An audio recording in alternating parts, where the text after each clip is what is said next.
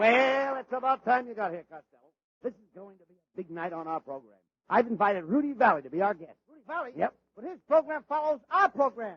You mean to tell me he's going to be on our program and then sing for a half hour on his own program? What's wrong That with... means you'll be on the air for a whole hour. What's wrong with that? His nose is going to be awfully tired. No, Costello. Rudy Vallee does not sing through his nose. That's false. Oh, I'm sorry to hear that. I didn't know he had a false nose.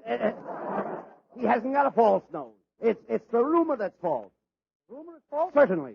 Why did you take that kind of rumor then? No, he doesn't take in rumors, Lou. Some people say that Rudy Vallee sings through his nose, and I found out it was a false rumor. Oh, you mean Rudy's a ventriloquist? No, he's not a ventriloquist. Then why has he got a rumor singing through his nose? Costello, there's no rumor singing through his nose. When I say rumor, I don't mean a rumor like a baller. The kind of rumor I mean is spreading false tales. Rumor is spreading a false tale? That's right. That I gotta see.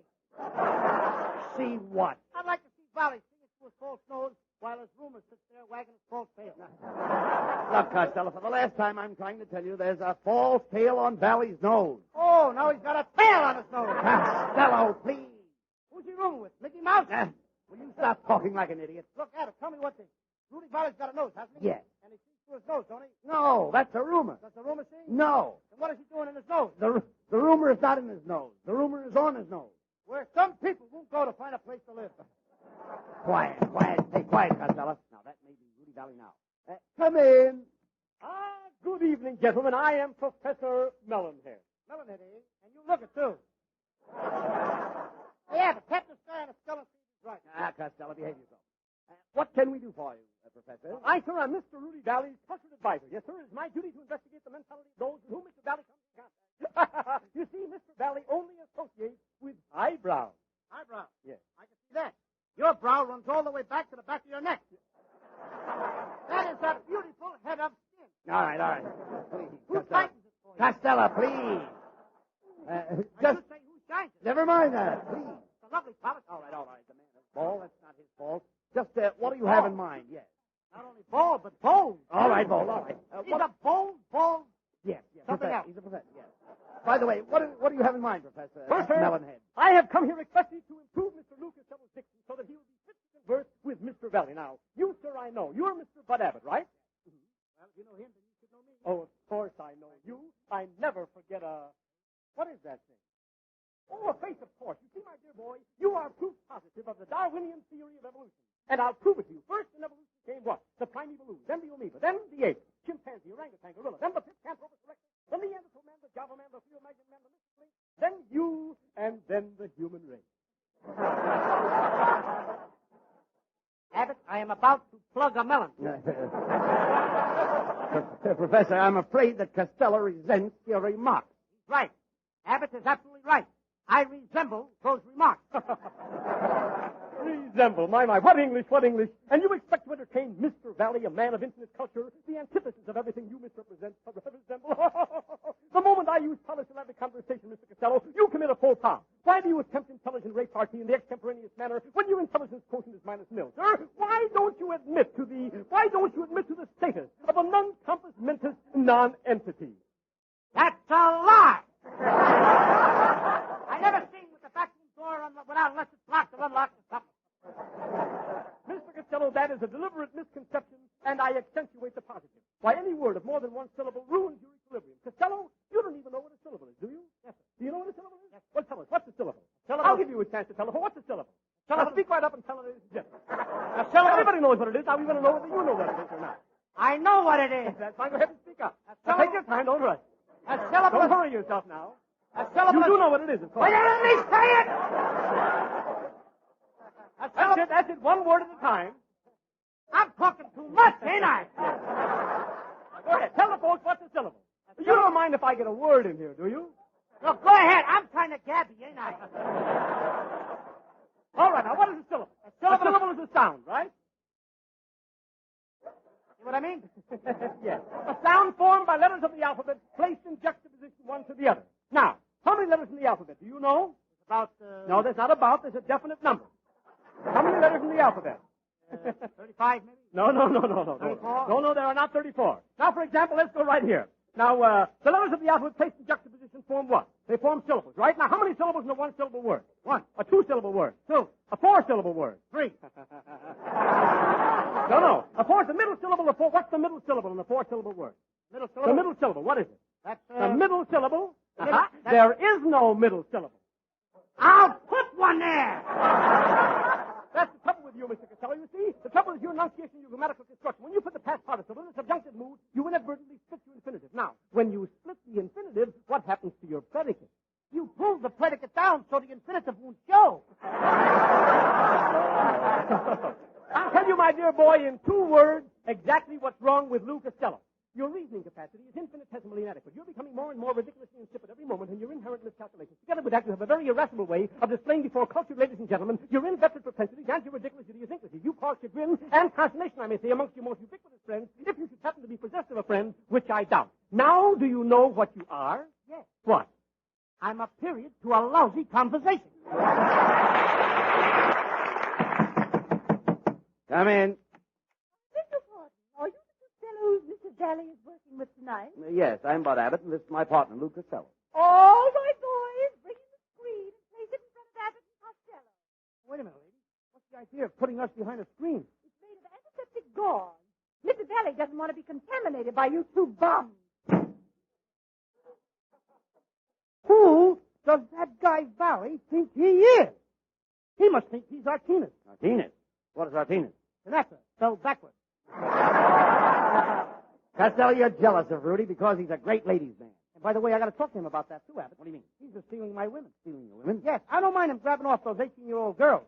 But when he starts fooling around with the dames over 65, he's cutting in on my territory. Nonsense, Costello. And yours, too. Look, Rudy Vallee can't help it if women like him. He has such beautiful wavy hair. Why shouldn't he have wavy hair? He sleeps all night with his head in the Venetian blinds. You want to answer the door, Lou, or not? Yes, Go ahead. All right, stand back. I think it must be Vallee. Come in. Good evening, gentlemen. Allow me to introduce myself. I am Mr. Vallee's personal business manager. I am Eustace P. Dink. Dink? Dink. You say dink? Yes, Dink, Dink, Dink. Dink, dink, dink, went the trolley. The clank, clank, clank, went the Quiet, Costello. Please. Costello, ask Mr. Dink if he'd like a drink. Okay, I'll fix Mr. Drink the Dink. I mean, a dink the drink. I mean, I'll get a drink for drink the dink. I'll bring him a sandwich. Please, gentlemen, I just came over here to leave this pail of melted butter. Mr. Vallee wants you to pour the butter on the strip. Pour melted butter on the strip? What's the idea? Mr. Vallee likes plenty of butter on his corn. Hold me back, Abbott, before I give Mr. Dink a clunk on the conch with a crunch. All right. Forget about that, Costello, and pour the drink. Okay, Abbott, I'll take this tall glass. No, you don't. That drink stinks. What? I said that drink stinks. Must be the cheap gin you've been using. Never mind that. Go ahead. Now, forget about the drinks and let's get down to business. I brought over Mr. Vallee's head writer to put some jokes in the script. Will you step in here, C.B.? I am dandy. Quiet. It's Kitzel. Now, wait a minute, Kissel. You don't write jokes for Vallee. Oh, yes, I do. Yes, I do. I just wrote a joke this morning. Listen to this one. It's going to fracture you. What's got 4 wheels and flies? All right, I'll ask you. What has 4 wheels and flies? A garbage wagon. I'm killing myself. Saving me the trouble. Now, wait a minute, Costello. Kitzel may have some better jokes. You can't tell. But I know a better joke than he does. Listen, Kitzel. What happened to the rat that crawled into the barrel of molasses? What happened to the rat who crawled into a barrel of molasses? That fixed me. Stuck the other rat, too. It stuck the other rat, too. Like it? No. Look, Kitzel, did you bring some jokes over for our script? Oh, yes, indeed. Now, here is one joke what Mr. Vallee insists that you put in. What is the difference between an animal with long horns, a 10-carat diamond ring, and a jackass? No, now, Kitzel, please. Everybody knows that joke. Well, all right, you're so smart. Well, I mean, an animal with long horn is a reindeer. You're right. And a 10-carat diamond is 2 deer. Right, Abbott. What about the jackass? That's you, dear. That's just a rumor. I'm wearing a false tail. Come in. Step aside. Step aside, everybody. Mr. Vallee is about to enter the studio. Everybody, prepare yourself. You too, fat boy. What do you want me to do? Please remove your hat and shoes, kneel down, and face the east. Will you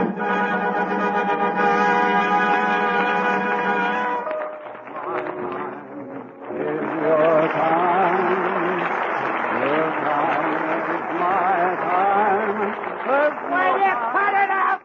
What are you applauding for? Now listen, Vallee. What do we got? Trap doors here. Oh, hello. And what's the idea of coming in here singing? All right. Take it easy. Just take it easy, Lou. Don't minute, please. Lou! Please, better. Please. Lou, now don't insult our guests. Will you two ushers please take your places in the aisles where you belong? Abbott. Thank you, fellas. Everybody wants to say something. Let me get that guy now. I'll knock the rumor right out of his nose. Costello, that's no way to talk to Rudy Vallee. He came over here to help us with our program. Yes, I was led to believe I was welcome, so I pranced right over here. Well, you can pick up your lot and prance right out again. Costello, I asked Rudy to come over here, and he's an old friend of mine. Indeed I am. How well I remember when Bud and I were barefoot boys in tan. We used to go camping together in the forest. Many's the time that we roasted ham over an open fire. I can smell the ham roasting now. Yes, you'd better step back from those hot footlights. Look, Rudy. Just how did you plan to build up our Thursday night audience? Well, between us, we've got to win over every member of every family. I know that all the men will listen to you, Bud, and naturally all the women and children will listen to me. There are any cats or dogs listening. This is Lou Costello. I don't feel that way, Costello. I've written a little play for you to do tonight in which you play the starring role. The play is called Jack and the Beanstalk. I'll be back in a few minutes with the play. Now, wait a minute. Look, Rudy, isn't that the play where the goose lays the golden egg? That's right. Get your baskets ready, folks. We'll be laying them in the aisles tonight.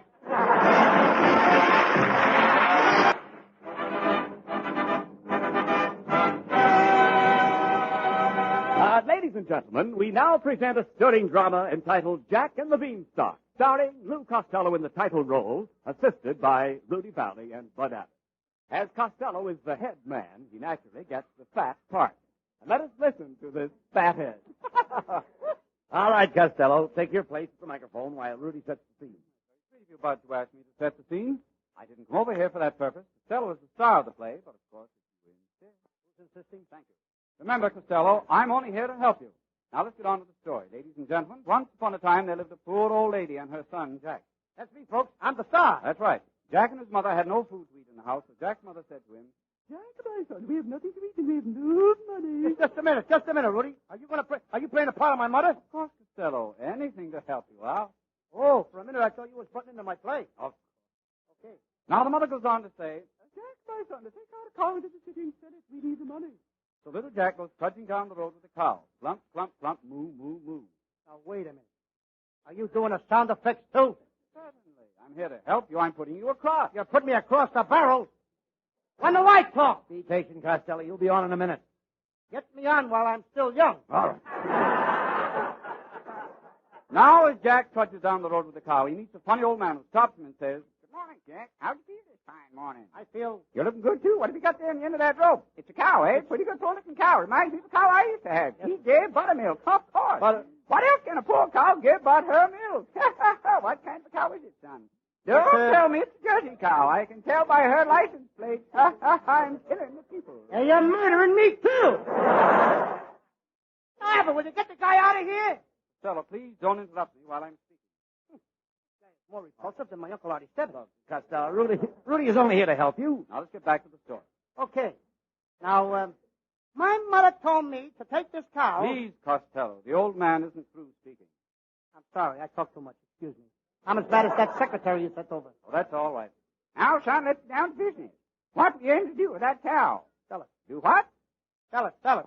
That's it, Costello. Get your lines out. I want you to be heard. Sell it! Sell it! Sell it! Costello! Sell it! Costello! You said that line once. Costello, you said that line once. No, I like the line. I may not get another one. I want to sell it. Sell it! Costello, please. Costello, please. You're stopping the play. Go on, Rudy. All right, son. You said you all want to sell that cow. I'll give you 5 magic beans. Yeah. 5 beans.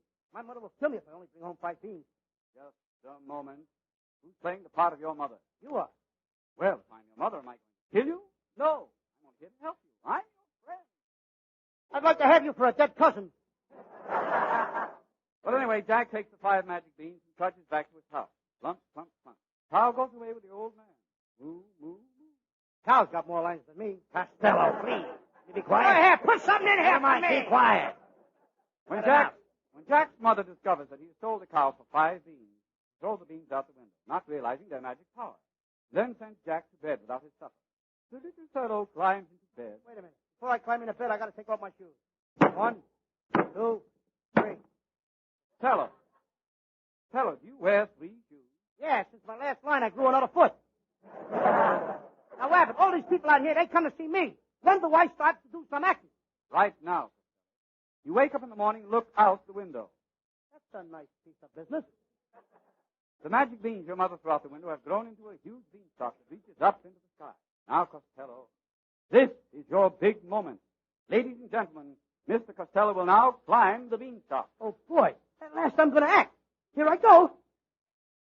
Costello, you don't have to breathe so loud. Yes, I do. I want the audience to know I'm here. Watch me climb. Costello, don't overplay it. Don't pant so loud. Look, Vallee, you've stolen everything else. I ain't going to lose my pants. All right. That's enough climbing, Costello. I'll give you the rest of the story very quickly. At the top of the beanstalk, you meet a big giant. I'll bet that's you. How did you I'm quick at those things. ILP 5 full thumb. Face after you. You reach the ground, cut down the beanstalk, and I crash to the ground and lay there, dying. That's the best thing that happened all night. Now, all of the rest of the lines are mine. But I don't die instantly. You wouldn't. You're the stubborn type. Now, Costello, would you deprive Rudy of a few dying words? Oh, no, I couldn't do that. Go ahead, Rudy. Give us your last word. Very well. A little sad music, please, Freddie. My time is your time. Wait a minute, will you? Will you wait a minute? Hold a minute! Stop him! Wait a minute. Well, what's the matter, Costello? You were right, Abbott. It sounds like the room with the false tail is holding Vallee's nose. That's right.